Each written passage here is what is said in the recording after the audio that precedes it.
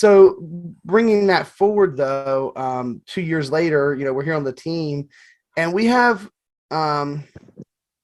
things that we do as a team and as individuals to get ready for the coming week. And I think that a lot of the people that are watching the podcast, they're interested in this kind of stuff. They've asked me about, hey, what do you guys do? Like, what are you guys doing for your sets? Like, what are you doing to prepare? Like, how can I get some good practice in? Like, what are things to help make me better at track? So these are the things I get asked in comments, the videos, and people send me messages on replying to the Facebook posts, like all that kind of stuff. And so I kind of want to talk about that a bit. So one of the first things we do is we have over time and through people in the team have developed a couple of base sets. This week we got two of them, two different base sets that we're working from. And Tracy was involved in some of that. And so get yourself a solid base, and then you start running laps and start seeing if the weather conditions are different and if there's any adjustments you got to make. And Trace, why don't you talk about that part of it a little bit? Well, as a team engineer, what I'm looking at is we just came from Texas, okay? And with some of the videos that we put out and the content about the B car specific, there's specific chassis, okay? And so we can carry over our Texas set to Charlotte, okay? So that's the first thing I'm going to give you is I'm going to give you the Texas set, and we're going to see what the difference is in driving on Charlotte with it, see if it's scraping, because I know Charlotte's a lot more bumpier than Texas was.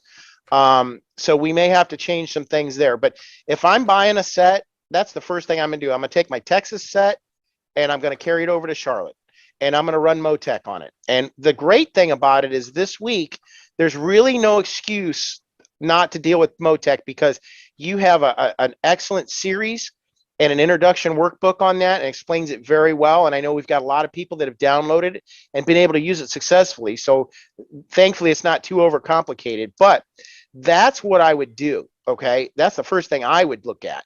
So if my Texas set is close, then what do I need to do? Is it bottoming out? Am I burning up the right front more? Am I burning, it might be different weather in terms of the day, what time of day that race is. It could be an evening race. You're gonna have to adjust your tape. Okay, that's gonna definitely be the second thing I look at is my tape, because if you're on the throttle the whole time, you're gonna absolutely have to take some tape off it, because if not, you're gonna cook it.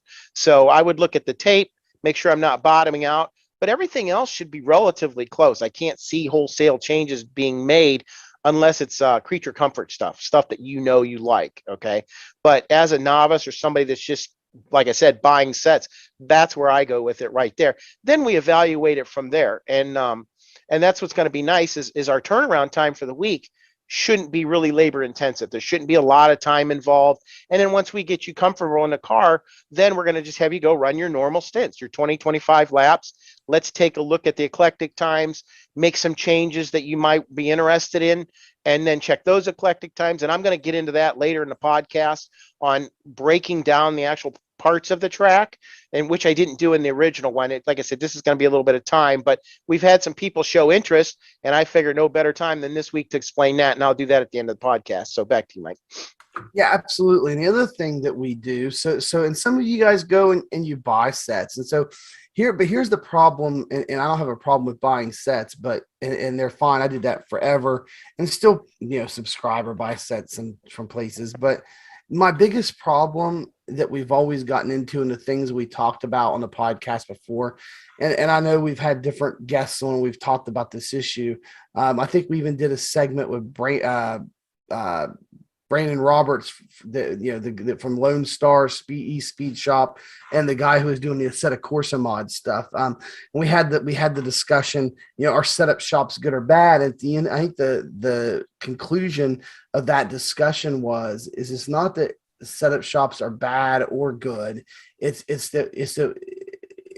bad if somebody goes and grabs a set and doesn't practice, just goes out and does whatever and wrecks and stuff and drives over their head. Like you did in Pocono, but you won the race. Yeah, but I won. Yeah, exactly. So anyway, and that was kind of the conclusions. But here's the problem with the setup shops is a lot of them don't put out sets until last minute. So like it would be really good if they would put their sets out like by noon on Saturday. Like that way it would give everybody the rest of the day on Saturday and all day on Sunday in order to practice as a team, practice individual, if they're buying sets, and their team's buying the sets and stuff. It would give them time to run it through Motec, get some telemetry data for the driving stuff. It would give them time to practice, get used to the set, get used to the track. But the problem is they don't release them till like late Sunday night a lot of times. Sometimes not even until Monday or late Monday afternoon. There's been times that there's been I am currently myself, and I think Scotty does too, subscribes to Pay to Win and just to see what they're doing and stuff.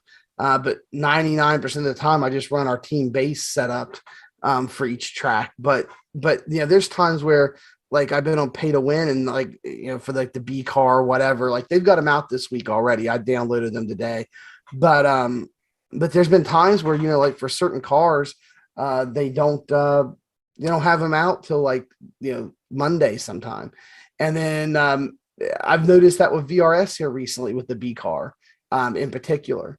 They don't have the B car out until Monday sometime. I got to try to download the B car because typically I use their qualifying sets, because I'll tell you guys, I'm not going to say anything about VRS's race sets, but their qual sets are great. And I use those 9 times out of 10. And so I go to download them and they're not there.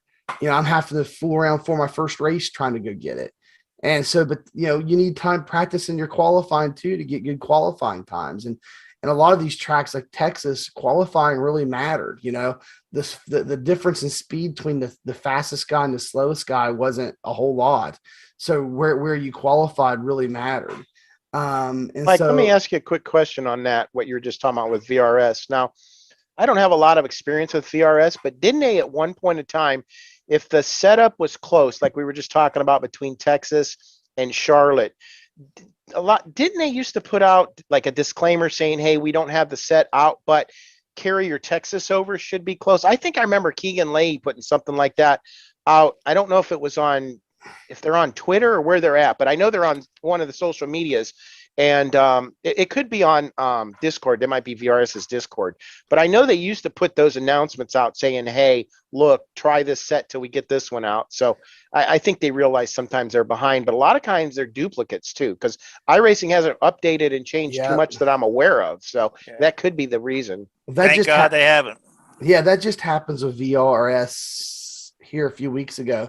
They put out their set and didn't even change the name. It was still labeled 2021 season 4 for whatever track. I can't remember. And they were still late getting that out. So, I mean, that's the issue there is sometimes the setup shops are late getting them out, which keeps you guys from practicing. So what Tracy said is you can carry over a set from a similar track and still get some time on the track. Or the other secret is if you've been on iRacing a little bit and you've got the VRS set or the Pay to Win set or the Maconi set or you name it, the Ryko set or whatever from 3 months ago, the last time we were at that track, just load it up and start driving it.